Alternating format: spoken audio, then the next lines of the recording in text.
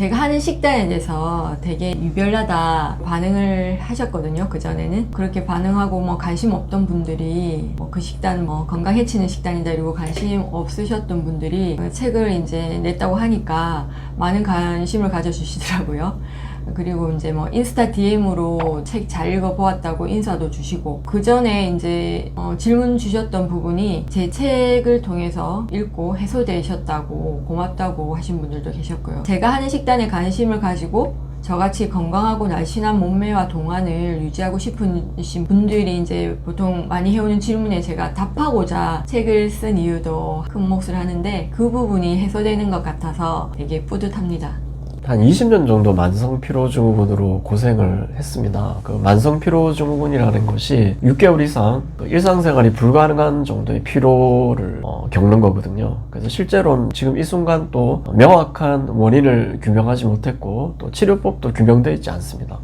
그래서 제 스스로 이렇게 몸을 회복하고 건강한 삶을 영위하고 있거든요. 근데 시간이 오래 걸린 이유는 정확한 정보가 없죠. 기존 의학계에서도 해결할 수 없는 문제고, 사실 또 이 만성피로증후군 같은 병을 앓고 계시는 분들이 꽤 많이 있어요.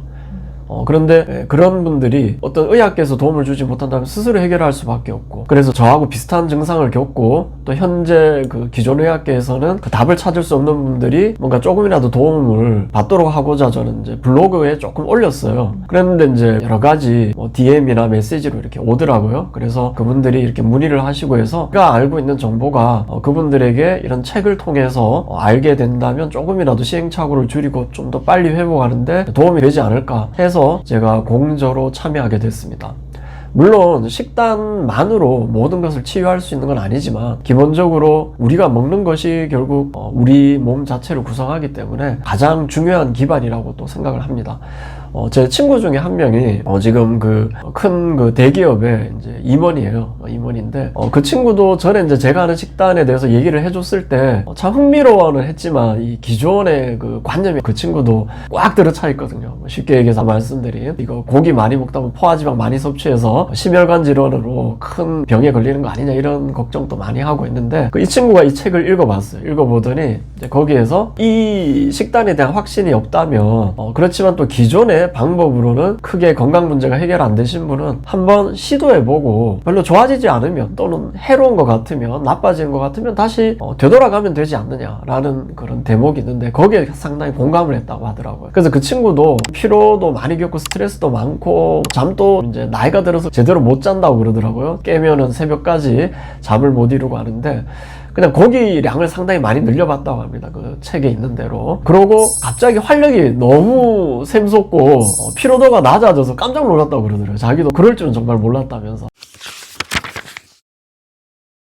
그리고 또 많은 분들이 그런 상식으로 알고 있는 채식은 무조건 몸에 좋다. 물론 저는 이제 기본적으로 식물성 식품에 많은 미네랄과 비타민, 파이토케미컬 이런 것들이 있다는 부분을 인정합니다.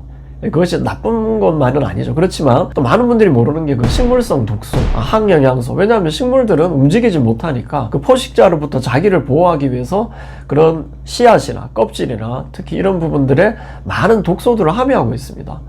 그래서 우리가 몸에 좋다고 알려진 현미조차도 제대로 꼭꼭 씹고 소화시키지 못하는 분들은 오히려 여러 가지 염증 반응이나 장의 문제 때문에 이렇게 설사나 변비를 하신다거나 여러 가지 문제를 일으키거든요.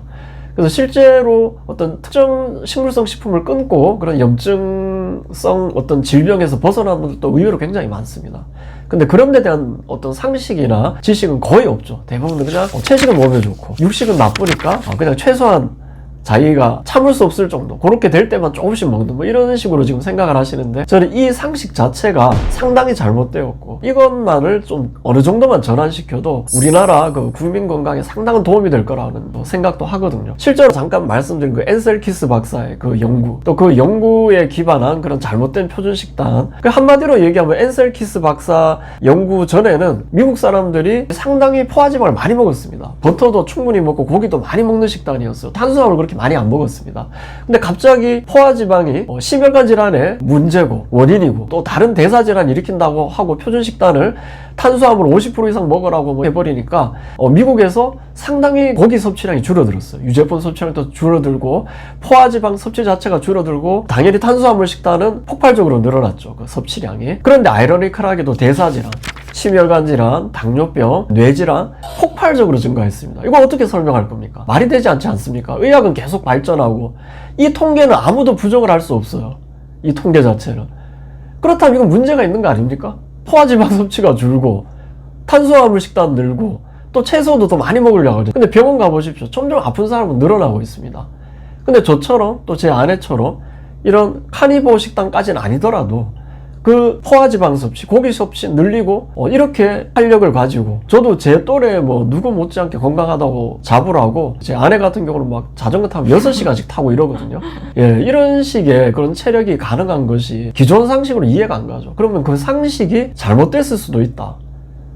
그런 걸 한번 생각해 봐야죠. 물론 제가 아까 말씀드린 어떤 제약회사나 다국적 기업의 가공식품 만드는 기업들의 어떤 로비 이런 것을 단순히 음모 이론으로 치부하실 수도 있지만 요즘 이 세상 돌아가는 거 보면 사실 많은 음모 이론들이 사실로 밝혀지고 있습니다. 그래서 저는 이런 말씀을 좀 드리고 싶어요. 기존의 건강상식에 부합하는 그런 라이프 스타일을 정말로 충실히 따랐지만 항상 피로와 염증과 여러 가지 건강 문제로 고통을 받고 계신 분들은 한번 이런 것을 시도해 볼 필요가 있다. 예, 저도 정말 건강상식 충실히 따르면서 20년을 헤맸습니다. 물론 기존 의학계를 무조건 불신하라는 얘기는 아닙니다. 하지만 문제가 해결되지 않는다면 다른 옵션을 검토해 볼 수 있어야죠. 예전에는 이런 옵션조차도 저는 몰랐습니다. 실은. 그래서 오래 걸렸던 거고. 그래서 어떤 건강 상식에 대한 약간의 추가적인 옵션을 제가 제공하는 것, 그것만으로도 저는 아주 기쁘다고 생각합니다.